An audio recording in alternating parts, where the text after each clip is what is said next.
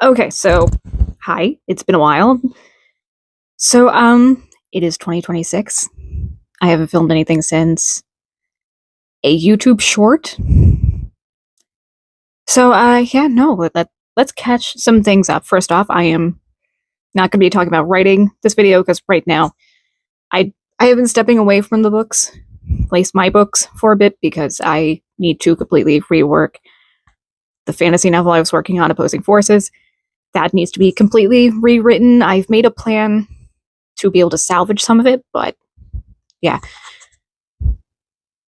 As far as 2026 goes, we are counting this as a return to reading video. Yes, return to reading. We are still bringing that back because this year I am planning on reading more. But my reading goal for 2026 is just to finish the books I start because I have a bad habit of seeing a book, going, that looks interesting, picking it up, starting to read it, put it down just to do something, whether it be life things. I just need a break from the book because I can't sit for hours and read books. Surprisingly, my body does not like when I sit for hours, so I don't. But I put the book down. Time passes, I see another book, go, oh, that looks interesting, pick it up, start reading it, put that down at some point. Lather, rinse, repeat. Every book I own slowly becomes currently reading. So, as you can see in the back, this little pile here, this little stack, those are the books I am forcing myself to read. I'm forcing myself to cycle through a small selection of books. Right now it is 4 books. Debating on adding a 5th. But right now it is those 3 and this one, the only one left. So it is the only one left, Anatomy of an Alibi, Brimstone, and When the Moon Hatched. I am making good progress. I'm also using a book tracker. I usually don't do that, but I'm forcing myself to hold myself accountable. Now, I might not do that for every book I read, but yeah, no. I have been cycling through each one, and this one I recently jumped back into, and it's a good thing I'm reading other books. It's a good thing I'm reading other books, because it took me too long to get back to this because of my bad habit. But it's a good thing I'm a mood reader, and it's a good thing I need multiple books going at once, because I am ready to fight a fictional detective. So let's talk about the recent one I've been reading, the only one left. I have been making very good progress in this. Making very, very good progress. Although the percentages on Pagebound make me feel like I'm making no progress. So it's a good thing I have the physical copies, because I feel like I'm making better progress than what the app says. But the only one left, by Riley Sager, or Sager, Riley Sager. Addicting. I am a sucker for a good whodunit. This is a good whodunit. Everything I've been able to predict, I have been happy that I predicted, because I'm one of those people that tries to solve things before they happen. But oh my god. There will be spoilers, so starting from here on, there are spoilers ahead. But I am at, page 178? I didn't finish the chapter, because it's one of those chapters that I need to walk it off, which is why I said I need other books going at the same time, because when I say I want to fight a fictional detective, I mean it, because Detective Vic is, excuse my language, he is the asshole detective that you are not meant to like. And my prediction is that Kit is going to be fighting to prove that everything she's been saying is happening. She's going to get herself in some deep trouble. He's going to come in and not believe her until the last second, where either he's going to get killed or nearly killed. I've seen similar plots before. It's given that vibe. It is given that vibe. And Lenora, I don't believe her for a second. I do not believe her for a second. I do not trust her. I have not trusted her since the first few chapters.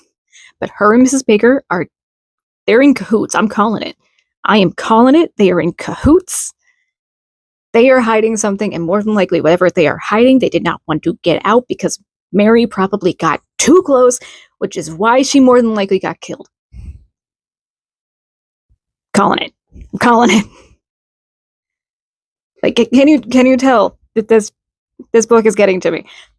Again, that's why I need the other books, because the other books is just like, okay, if I need something with a bit more of a calm vibe, I go for When the Moon Hatched.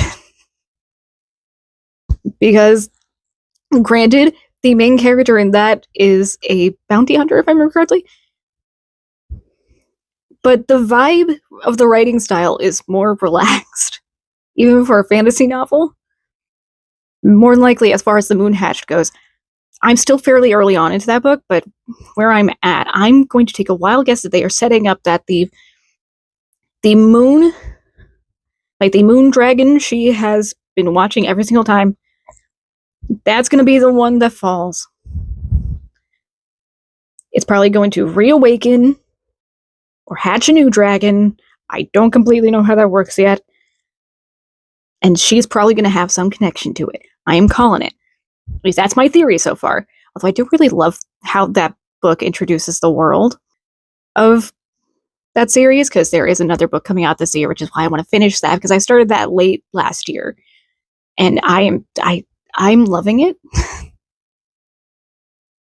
I'm loving it, and I'm excited for the next book, which, according to Amazon, supposedly is coming out this November.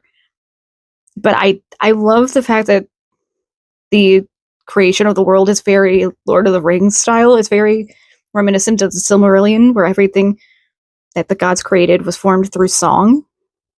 I love that.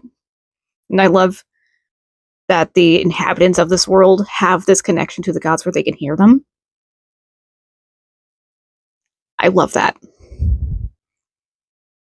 And as far as Brimstone goes, I just want more misadventures of Carrion and Fisher. I just need a whole book that's that. Because I left off in the middle of their deal with Joshin. I'm more than likely mispronouncing that, but the scorpion demon thing, I love it. I need more of that. I need more of their misadventures.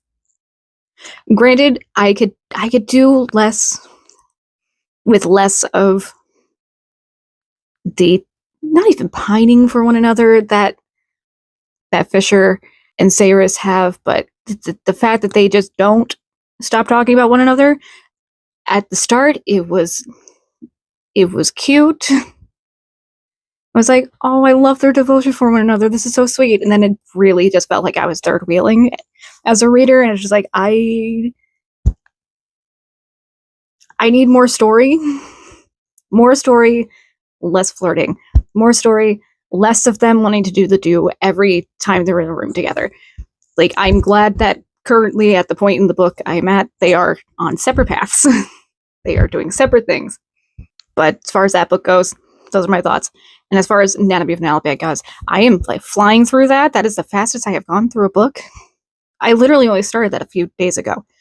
And I am almost halfway through the book. Again, I am a mood reader as well as a slow reader. So for me, reading in small spurts, that's normal. But I love it. I am loving that book. I can't put it down. The only the small gripe I have is the little bit of exposition explaining Camille's family. That felt very lore dumpy. But other than that, it's a whodunit that's genuinely had me questioning everything I thought I knew. Because now I'm wondering why Ben is interested in Aubrey, because clearly Camille has made it obvious that he wouldn't be interested in restoring cars. That's Hank's thing. Also, honestly, I feel like Camille and Hank are probably going to start teaming up, because they both have something. Listen, I definitely don't think Camille.